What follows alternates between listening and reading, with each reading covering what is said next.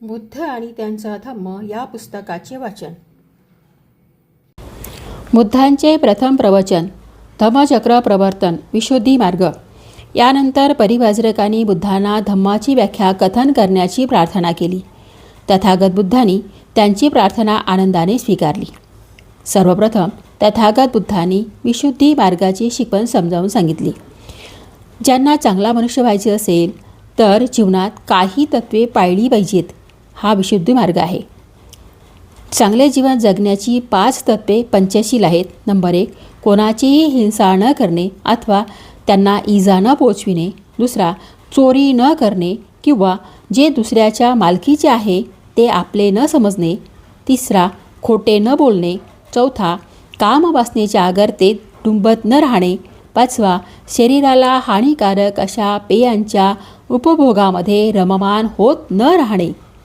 बुद्धांचे असे सांगणे आहे की या 5 तत्वांना मानणे अत्यंत आवश्यक आहे.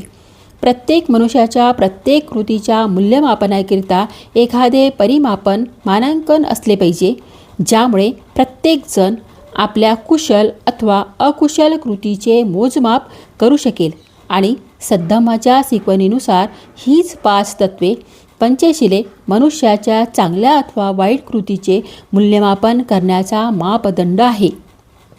सर्वत्र पतित अधोगतिग्रस्त लोक असतात, परंतु 2 प्रकारचे पतित लोक आहेत.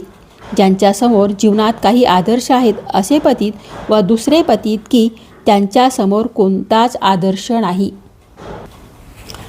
ज्यांच्यासमोर कोणताच आदर्श नाही त्यांना आपण पतित आहोत हेच कळत नाही, त्यामुळे तो नेहमी पतित राहतो. याउलट जीवनात ज्यांच्यासमोर आदर्श आहे ते आपल्या पतितावस्थेतून वर येण्याकरिता प्रयत्न करीत असतात.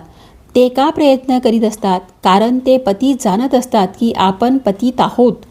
मनुष्याच्या जीवनास शिस्त लावण्याकरिता, वळण लावण्याकरिता त्यांच्यासमोर आदर्श असणे व कोणताच आदर्श नसणे यामधील हा फरक आहे. पतित असणे ही अधिक महत्त्वाची गोष्ट नाही, तर जीवनात आदर्श असणे हे अधिक महत्त्वाचे आहे. म्हणून आदर्श आवश्यक आहे. परिव्राजक, आपण विचाराल की ही तत्त्वे जीवनाचा आदर्श म्हणून स्वीकारण्यास योग्य आहे का? या प्रश्नाचे उत्तर तुम्हाला सापडेल जर का तुम्ही स्वतःलाच प्रश्न विचारलात की ही तत्त्वे व्यक्तीच्या हिताकरिता चांगली आहेत काय, किंवा ही तत्त्वे सामाजिक हित साधणारी, सामाजिक विकासाची चालना देणारी आहेत काय. जर या प्रश्नांना तुमची होकारार्थक उत्तरे असतील तर बुद्धाच्या विशुद्धी मार्गाची तत्त्वे जीवनाचा खरा आदर्श म्हणून स्वीकारण्यास योग्य आहेत.